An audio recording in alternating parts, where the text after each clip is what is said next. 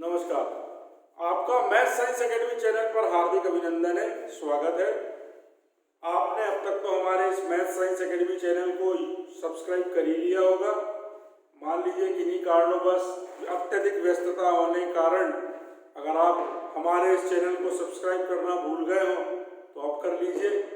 हम अपने इस चैनल के माध्यम से गणित विज्ञान में फिजिक्स और केमिस्ट्री, गणित फिजिक्स केमिस्ट्री इनके इम्पॉर्टेंट टॉपिक्स के 2000 से अधिक वीडियोस लाने वाले हैं। अभी 200 वीडियो उपलब्ध हैं। इसके अलावा हमने जो इम्पॉर्टेंट टॉपिक्स छाट के रखे हैं जो आपको जीवन भर काम आने वाले हैं, जब तक आप पढ़ेंगे जब तक काम आएंगे और आपकी अगली पीढ़ी के भी काम आएंगे, वो सारी चीजें एकत्रित कर ली हैं और प्रतिदिन वीडियो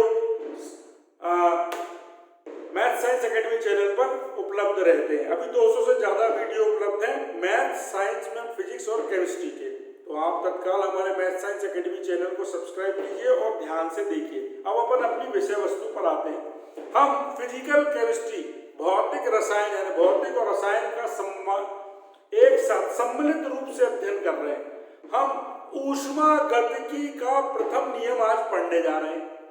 ऊष्मागतिकी के बारे में पूर्व के पीरियड में पढ़ा दिया गया है कि ऊष्मा के चलने को ऊष्मागतिकी कहते हैं और मूल रूप से ये बात मानी गई है कि ऊष्मा को जब किसी निकाय को दिया जाता है, निकाय मतलब बहुत सारे कणों का, बहुत सारे अणुओं का, बहुत सारे गैसों का मिश्रण है ना, तो किसी निकाय को जब ऊष्मा दी जाती है तो वो सिर्फ कार्य में खर्च होती है और जब कार्य किया जाता है, यांत्रिक कार्य किया जाता है, तो वो ऊष्मा में बदलता है। ये ऊष्मागतिकी की अवधारणा थी, बेसिक कॉन्सेप्ट। लेकिन जब ऊष्मागतिकी का पहला नियम बना तो आपको अब उसको ध्यान से समझना है। ये हमने गैस के बहुत सारी गैसों के कण लिए, मतलब अनेक गैसों का समूह लिया। ये एक निकाय है, ये एक निकाय यानी सिस्टम। अब हमने क्या किया, इस निकाय को ऊष्मा दी। हमने एक पात्र के अंदर, पतली परत के पात्र के अंदर बहुत सारी गैसें भर दी, जैसे फुग्गा नहीं होता उसमें, उस टाइप से गैस भर दी, बहुत सारे अणु हैं, तो वो निकाय हो गया। अब इस निकाय को जब हमने ऊष्मा दी तो दी जाने वाली ऊष्मा ऊष्मागतिकी के अनुसार केवल कार्य करने में खर्च होना चाहिए थी। मतलब कौन सा कार्य, तो ये जैसे गोला है, ठीक है ना, निकाय है, तो इस पर बाहर से इसके ऊपर वायुमंडलीय दाब लग रहा है। आप ध्यान दीजिएगा, इस पर बाहर से वायुमंडलीय दाब लग रहा है अंदर की ओर, यानी ये वायुमंडलीय दाब इस निकाय को जैसा था वैसा ही रखे रहने देना चाहता है। अब हमने जब इसको ऊष्मा दी तो दी गई ऊष्मा क्या करती है, ऊष्मागतिकी के अनुसार जितनी ऊष्मा दी वो ऊष्मा इसके आयतन को बढ़ाने में, मतलब ये बाहर साइड कूले, बाहर साइड को बढ़े, इसको आयतन को बढ़ाने के लिए खर्च होती है। यानी ऊष्मागतिकी में ये बताया गया कि किसी भी निकाय को दी जाने वाली जो ऊष्मा है वो से केवल यांत्रिक कार्य में खर्च होती है। और वो यांत्रिक कार्य क्या होता है, यांत्रिक कार्य ये होता है कि ये निकाय अपना आयतन बढ़ाता है।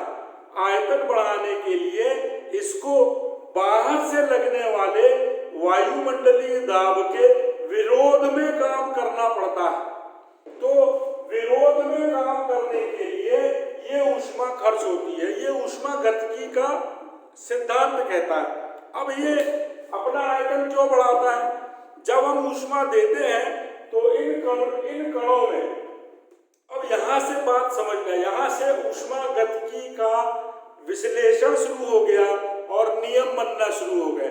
ऊष्मागतिकी का पहला नियम इसलिए अलग से बनाया गया, कारण सुने आप।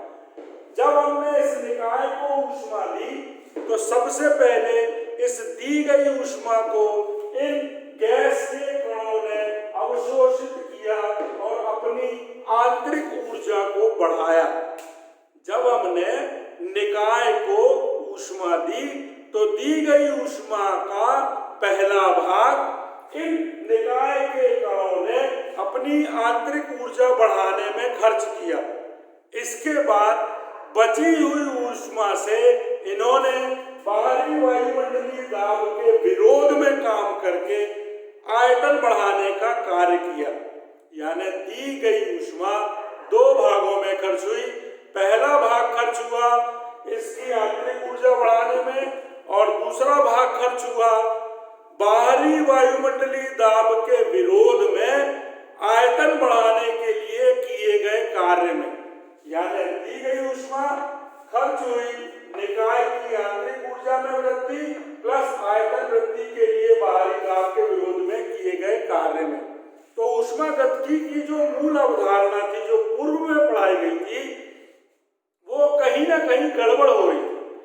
उसका कहना था कि ऊष्मा यांत्रिक ऊर्जा में, यांत्रिक कार्य में और यांत्रिक कार्य ऊष्मा में बदलता, बाकी कुछ नहीं होता। लेकिन जब प्रैक्टिकल किया गया तो देखा गया कि गलत है। सही ये है कि जो ऊष्मा देते हैं उसका कुछ भाग आंतरिक ऊर्जा में वृद्धि करता है और कुछ भाग से बाहरी दाब के विरोध में आयतन वृद्धि के लिए कार्य करने में खर्च होता है। तो सिर्फ कार्य में खर्च हो ऐसा नहीं है, आंतरिक ऊर्जा में वृद्धि में भी खर्च होता है। तो ऊष्मागतिकी का पहला नियम अब बनाया गया।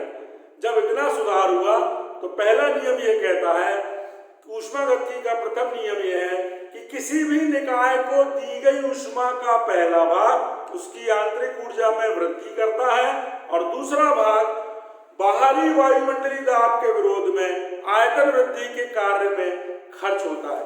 अगर दी गई ऊष्मा डेल्टा क्यू है और निकाय में आंतरिक ऊर्जा में वृद्धि डेल्टा यू है प्लस किया गया कार्य डेल्टा डब्ल्यू है, तो ये ऊष्मागतिकी के प्रथम नियम का समीकरण है। तो ऊष्मागतिकी का प्रथम नियम पढ़ने के बाद अगले पीरियड में अपन इस पर आधारित ये जो प्रक्रम है इनको पढ़ेंगे। कारण यह है कि ऊष्मागतिकी के सिद्धांत, ऊष्मागतिकी की अवधारणा और ऊष्मागतिकी के नियमों में अंतर है। ऊष्मागतिकी कहती है ऊष्मा यांत्रिक कार्य में, यांत्रिक कार्य ऊष्मा में परिवर्तित होता है। ये जब असत्य सा साबित होने लगा प्रैक्टिकल में तो ऊष्मागतिकी के नियम बनाना शुरू कर दिए। पहला नियम कहने लगा कि किसी भी निकाय को दी गई ऊष्मा दो भागों में खर्च होती है। अब एक की जगह दो हो गए। पहला उसकी आंतरिक ऊर्जा में वृद्धि करने में खर्च हो जाता है, दूसरा बाहरी दाब के विरोध में आयतन वृद्धि के कार्य में खर्च होता है। हाँ, ये जरूर है कि आंतरिक ऊर्जा में वृद्धि के कार्य में कम ऊष्मा खर्च होती है, ज्यादा ऊष्मा काय में खर्च होती है आयतन वृद्धि के कार्य में। मान लो हमने 10 ऊष्मा दी, 10 कैलोरी, तो 2 कैलोरी ऊष्मा से आंतरिक ऊर्जा बढ़ेगी और 8 कैलोरी ऊष्मा से आयतन वृद्धि का कार्य होगा। मतलब कहने का कि कुछ ना कुछ ऊष्मा तो आंतरिक ऊर्जा वृद्धि में खर्च हुई है। तो ऊष्मागतिकी का प्रथम नियम के अनुसार फिर बहुत सारे प्रक्रम बनाए गए, बहुत सारे प्रोसेस हुए, ठीक है ना। समतापी, समदाबी, रुद्धोष्म, सम आयतनिक और चक्रीय प्रक्रम, जिसका अपन अगले पीरियड में अध्ययन करेंगे। अभी तो आप इस बात को ध्यान रखें कि ये बहुत इंपॉर्टेंट टॉपिक है। ये आपको केमिस्ट्री में, फिजिक्स में दोनों जगह काम आएगा।